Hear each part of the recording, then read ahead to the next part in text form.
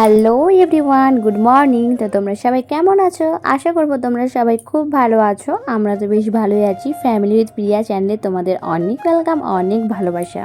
হচ্ছে শুক্রবার, আমাদের এখানে ভোর, তাই আজকে একটু তাড়াতাড়ি উঠতে হয়েছে। মানে তখন 6টা বাজে, সেই টাইমে আমি উঠেছি। তোমাদের দাদাভাই উঠে পড়েছে, তাই তোমাদের দাদাভাইকেও বললাম যে তুমি যখন উঠে পড়েছে আমাকে একটু ভিডিওটা করে দাও, কারণ ইদানিং আমার স্ট্যান্ডটা খারাপ হয়ে গেছে। মানে ফোনটা জাস্ট শুধু খুলে খুলে পড়ে যাচ্ছে, আর রিস্ক নিতে পারছি না ওখানে ফোনটা লাগাবার জন্য। তো তোমাদের দাদাভাই এখন এই ভিডিওটা করে দিচ্ছিলো। তারপরেই তো ঘুম থেকে উঠে প্রথমে আমি ঠাকুরকে একটু প্রণাম করে নিলাম, যেটা আমি রোজ করে থাকি। আর এখন জানো তো আমার ছেলেরও এরকম অভ্যাস হয়ে গেছে, ঘুম থেকে উঠে কিন্তু ও প্রণাম করে নেয়। তারপর চুলটা ভালোভাবে বেঁধে নিলাম, কারণ আজকে একটু গরম গরম লাগছে। কাল রাত্রে কিন্তু একটু ঠান্ডা ছিল, কিন্তু আজকে আবার সেই গরম পড়ে গেছে। ঘুম থেকে উঠে তো ফার্স্টে বাইরের গেটটা খুললাম। গেটটা খুলে ফার্স্টে আমি সূর্য দেবতাকে একটু প্রণাম করে নিলাম। যেহেতু আজকে একটু সকাল সকাল উঠেছি, তাই একটু হাঁটা চলা বা ব্যায়াম করারও টাইম পেয়েছিলাম, তাই একটু ব্যায়ামও করে নিয়েছিলাম। তারপর আমি ব্রাশটা করে নেবো। আর এখন তো বাবু আরামসে ঘুমাবে অনেকক্ষণ পর্যন্তই, তো সেই জন্য আর কোনো চিন্তা নেই যে ও উঠে যাবে বলে। আর জানো তো, একটু যদি সকাল সকাল উঠতে পারি না, তাহলে না নিজেকে অনেকটা টাইম দেওয়া যায়। মানে সবসময় চিন্তা থাকে না যে না বাবু উঠে যাবে, এরকম একটা চিন্তা থাকে না। তুমি আরামসে এখন অনেকক্ষণ নিজের মতো থাকতে পারবে, নিজের যেসব কাজগুলো গোটাতে পারবে, আর দেখবে তোমার কাজ বাজও কিন্তু তাড়াতাড়ি হয়ে যাবে। যেহেতু আজকে ভোট দিতে যাব, তাই কিন্তু আমি প্ল্যান করেই নিচ্ছিলাম যে কেমনভাবে কি করব না করব। ওই যে বললাম, সকাল সকাল উঠলে কিন্তু তোমার সমস্ত কাজ কিন্তু ঠিকঠাক মতো হয়, আর টাইম মতো কিন্তু হয়ে যায়। কোনো চাপ থাকে না, কোনো তাড়াহুড়ো করার কিন্তু কিছু দরকার পড়ে না। তো আমার ব্রাশ করা মোটামুটি হয়ে গেছে। তারপরে কিন্তু আমি এখানে ফেস ওয়াশ করে নেব। যেহেতু রাত্রেবেলায় নাইট ক্রিম মেখে শুই, তাই কিন্তু সকালে উঠে ফেস ওয়াশটা করা খুবই দরকার। না হলে জানো তো দানা দানা কেমন মুখে বেরিয়ে যায়। আসলে আমরা ক্রিম মেখে শুই, তো এবার বালিশ চাদরের মধ্যেও কিন্তু একটা নোংরা থাকে, তো ওটা কিন্তু আমাদের মুখের মধ্যে লেগে কিন্তু মুখটা নষ্ট করে দিতে পারে। কেমন মানে পুটি পুটি দাগ টাইপের হয়ে যায়। আমার তো হয়, তোমাদের হয় নাকি আমি বলতে পারবো না। তাই আমি চেষ্টা করি সকালে ঘুম থেকে উঠে একবারে ব্রাশ করার টাইমে কিন্তু ফেস ওয়াশটা ভালোভাবে করে নেওয়ার। তো তোমার স্কিনটাও সারাদিন ভালো থাকবে, আর তোমার নিজেকেও কিন্তু একটু ভালোও লাগবে। তাই আমি একটু ভালোভাবে ফেস ওয়াশটা করে নিয়েছিলাম। তারপরে কিন্তু আমি ফেস ওয়াশ করার পর মেখে নেবো একটু সানস্ক্রিন। আর জানো তো, গ্রীষ্মকালে কিন্তু সানস্ক্রিনটা মাখাটা খুবই দরকার, নাহলে তোমার কিন্তু স্কিনটা পুরো ড্যামেজ হয়ে যাবে। আমার মনে হয় আমি তো মোটামুটি 2-3 বার করে এখন সানস্ক্রিন মাখছি, কারণ যা পরিমাণে রোদ দিচ্ছে মানে কি বলবো।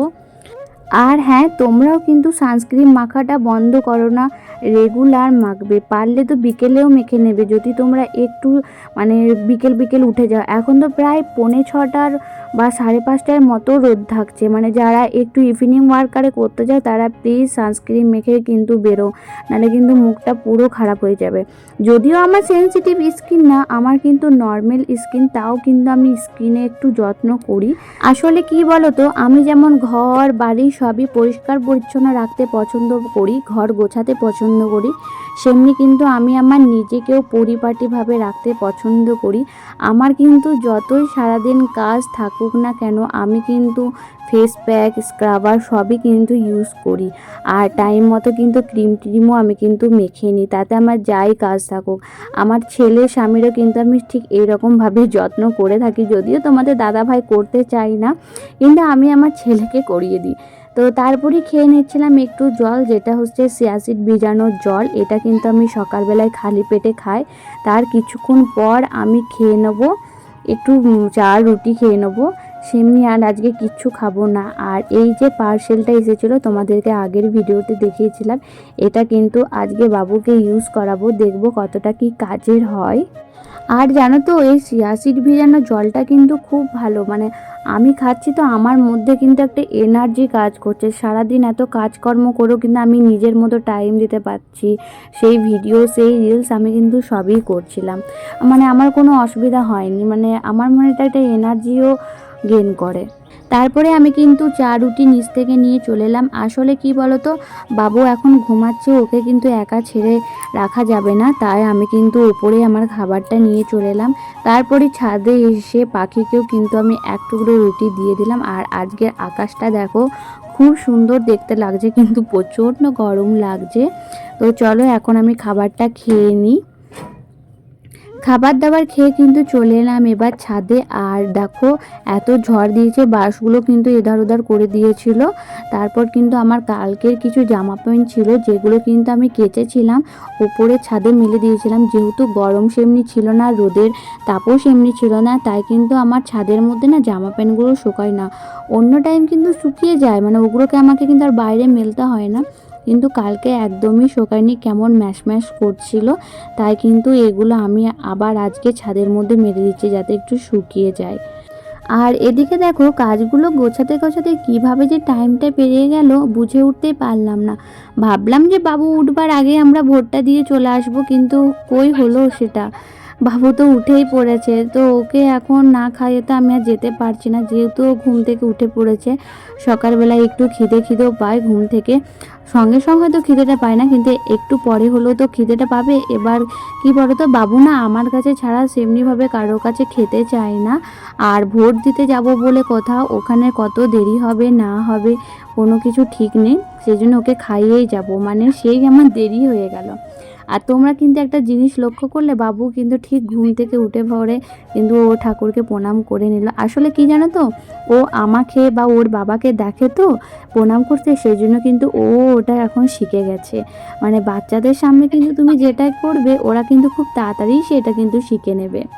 তাই আমরা বাড়ির লোক সবসময় চেষ্টা করি না কেন যে আমাদের মধ্যে যাই হয়ে যাক, বাচ্চার সামনে কিন্তু সেই অ্যাকশনগুলো আমরা কোনো মতে আনতে দেব না, তাতে বাচ্চার ব্রেনে কিন্তু খুবই এফেক্ট পড়বে। তো তারপরই তো আমি বিছানাটি একটু গুছিয়ে নিচ্ছিলাম। তোমরা হয়তো এখানে অনেকে লক্ষ্য করবে, আমাকে কিন্তু বাবু একটু হেল্প করছিল। আসলে সকালে যখন ও ঘুম থেকে ওঠে না, তখন আমি বাবুকে কিন্তু বলি যে বিভান আমাকে বালিশগুলো দাও, আমি গুছিয়ে গুছিয়ে রাখবো।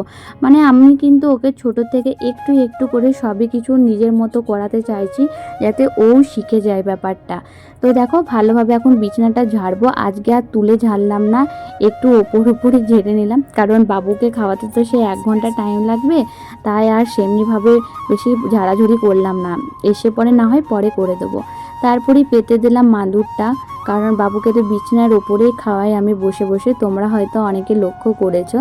যেহেতু ও বাচ্চা মানুষ না, এবার বিছানার উপরে খাওয়ায় তো ও কিন্তু একটু আরে খাবার ফেলেও দেয়, মানে ফেলে ফেলে। রোজ রোজ তো আর বিছনা চাদর কাচা যায় না মনে করো, কিন্তু মাদুরটা তাও আমি জল টল দিয়ে একটু ভিজে কাপড় দিয়ে ওয়াশ করলে কিন্তু চলে যাবে। আর এখন গ্রীষ্মকালে না ইদানিং এত পিঁপড়ে লেগে যাচ্ছে সব কিছুতেই, তোমাদেরকে কি বলবো। আর জানো তো, প্রথমে ভাবলাম যে ব্ল্যাঙ্কেটটাকে রোদে দিই, তারপর কেমন যেন একটা মেঘ করে এলো, সেজন্য আর দিলাম না, আবার রেখে দিলাম। ভাবলাম যে ঠিক আছে চলো পরেই দিয়ে দেবো। তো দেখি কিন্তু আজকে এমন গরমটা, মানে পুরো ঘাম হচ্ছে, জামাটা আমার পুরো ভিজে যাচ্ছে, এই রকম ঘামটা হচ্ছে। গরম প্রচুর, কিন্তু ওই যে একটু মেঘ ছাওয়া করে রেখেছে। তো চলো ব্ল্যাঙ্কেটটা এখন ভালোভাবে গুছিয়ে নিই, কারণ আমি যাব আবার সব কিছু গুছিয়ে টুছিয়ে যাওয়াই ভালো, নাহলে আমাকে এসে পরে আবার রান্নাটাও করার আছে। তো এসে পরে আর না তাড়াহুড়োভাবে সেমনিভাবে কিছু হবে না। আর দেখো, আমি এখন বাবুকে কিন্তু ব্রাশ করাতে নিয়ে চলে এসেছি। তো আজকে ফার্স্ট টাইম আমি এরকম কিছু ইউজ করছি। তো ফার্স্ট টাইম ওটা আঙুলে ভরে নিয়েছিলাম, একটু ধুয়ে নিয়েছিলাম। আর হ্যাঁ, এর আগে কিন্তু আমি একটু গরম জলে ফুটিয়ে নিয়েছিলাম কালকে রাত্রেবেলাতেই। যেহেতু এটা সিলিকনের, সেমনিভাবে কিন্তু নষ্ট হবে না। একটু পারলে না, যেহেতু নতুন নতুন, একটু গরম জলে ফুটিয়ে নেবে তোমরা যদি কেউ ইউজ করে থাকো। তো তো তারপরে কিন্তু আমি ভালোভাবে ব্রাশটা করে নিচ্ছিলাম, দেখি কেমনভাবে কি কাজ দেয়। দেখো আমার পরে কেমন লাগে, কেমন লাগছে, পোকাগুলো মরছে। একদম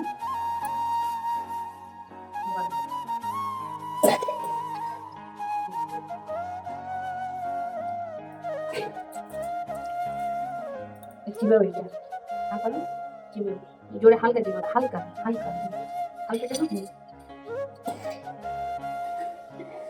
আরেকবার চিবি। দেখলাম যে না ঠিকঠাকই বাবু ব্রাশটা করাতে দিচ্ছে। আসলে কি বলতো অন্য টাইমে না যে হ্যাঁ মানে ধরার ব্রাশগুলো থাকে সেগুলোতে না সেমনিভাবে ওকে চাপ দিতে পারি না, কারণ দাঁতে লেগে যাবার ভয় থাকবে। যেহেতু এটা সিলিকনের আমি কিন্তু ওকে ভালোভাবে ধরে কিন্তু ব্রাশটা করাতে পারছিলাম। আর সাইডের দাঁতগুলো কিন্তু ভালোভাবে ব্রাশটা করানো হলো, মানে আমার কিন্তু এটা খুবই পছন্দ হয়েছে। তারপরে কিন্তু এটা আমি বক্সের মধ্যে ভরে রেখে দিলাম ভালোভাবে।